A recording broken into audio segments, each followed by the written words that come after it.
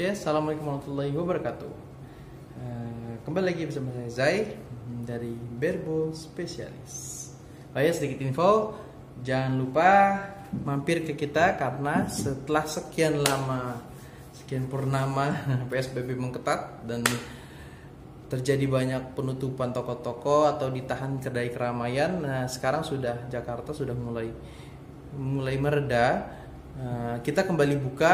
Dan sebenarnya juga kemarin juga buka, cuman tidak terlalu kita jaga agar tidak terlalu ramai. Saya sudah buka lagi di sini, kita bebas bisa sewa range untuk nembak barebow, compound, recurve, horsebow, tidak masalah, bisa semuanya. Adapun jika yang private bisa dengan saya hanya di barebow saja. Tapi jika kalian ingin latihan dengan pelatih, kalian sudah horsebow, recurve atau compound, kalian bisa mengajak pelatih kalian. Jadi mengajak pelatih kalian untuk melatih kalian di sini dan kalian hanya membayar sewa range saja. Lalu dengan pelatih kalian bisa nego dengan pelatih kalian. Atau kalau mau di private oleh saya, horsebow atau recurve, mungkin saya akan bisa sedikit bantu.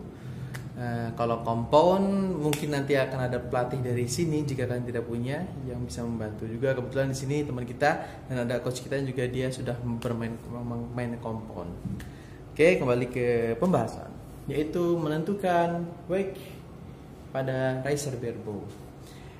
Kelebihan dan kekurangan pertama, kelebihan dan kekurangan kita membeli riser yang riser itu umum dan riser itu khusus untuk barebow adalah ini adalah riser umum yang tidak diperuntukkan untuk barebow pada dasar pembuatannya. Karena apa? Lihat, ketika saya tidak memegangnya, dia terjadi dangak seperti ini. Maka ini sudah menunjukkan dia setelan bukan untuk barebow. Tapi jika riser itu untuk barebow, ketika tidak dipakaikan apapun pemberat, dia posisinya sudah seperti ini. Itulah kelebihan mengapa riser khusus barebow dia lebih stabil dan juga lebih mahal. Nah, jadi seperti itu.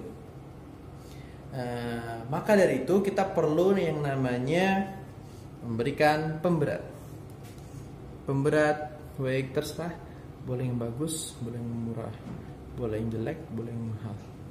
Intinya kalian mau naruh pemberat untuk apa? Agar si riser ELF yang bukan untuk barebow, ketika tidak pegang, lihat yang tidak memegangnya, dia keadaannya lurus.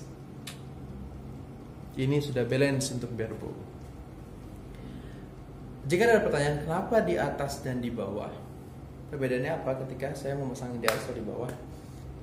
Sebenarnya di bawah ini untuk kita menambah berat, misalnya kita ingin lebih berat.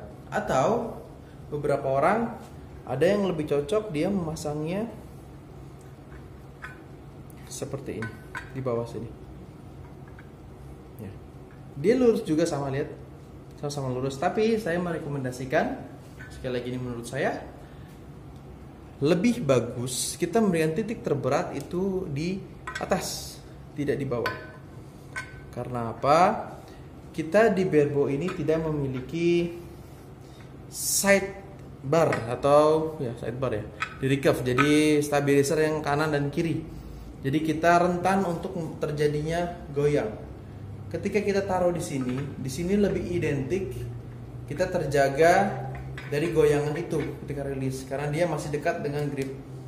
Tapi kalau kita lebih taruh berat di bawah, ini pada saat rilis ekstrim goyangan akan lebih sering terjadi karena titik jauh dari tangan ada di bawah dikasih pemberat, di goyangan akan lebih ekstrim.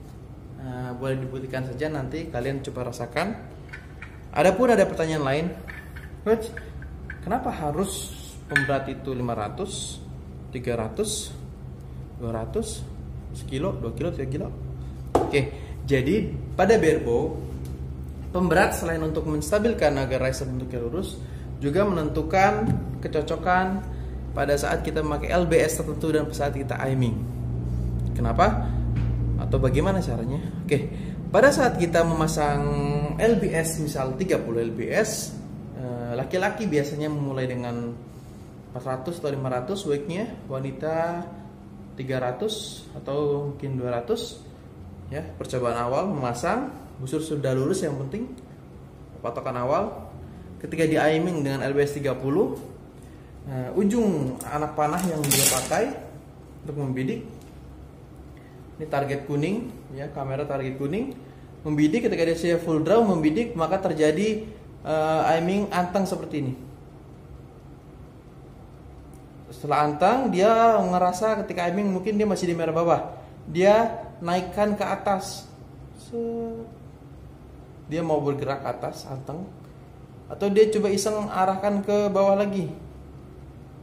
Dia ke bawah, dia ke atasin lagi, dia ke atas dengan keadaan terus anteng, maka itu disebut perfect pada LBS dan berat wake.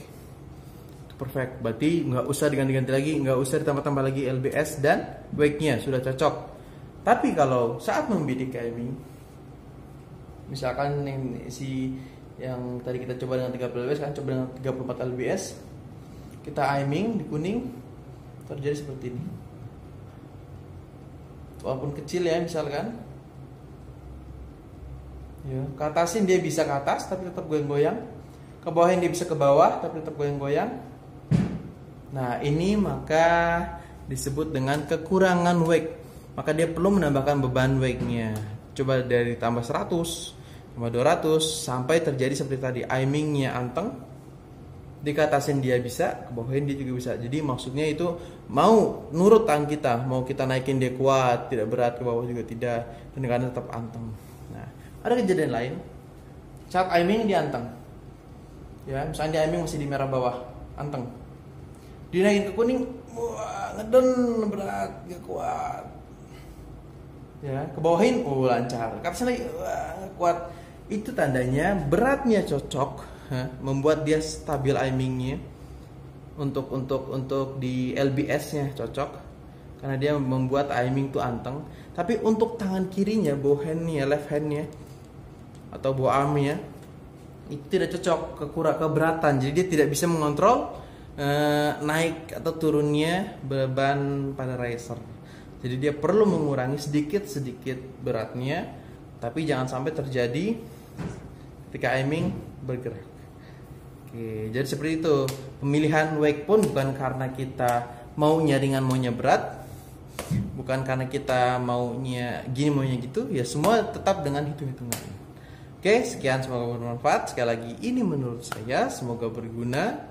Jika ada yang salah, saya mohon maaf. Tetap semangat, jaga sportivitas. Salam Berbo. Saya Zai Black Panther. Assalamualaikum warahmatullahi wabarakatuh.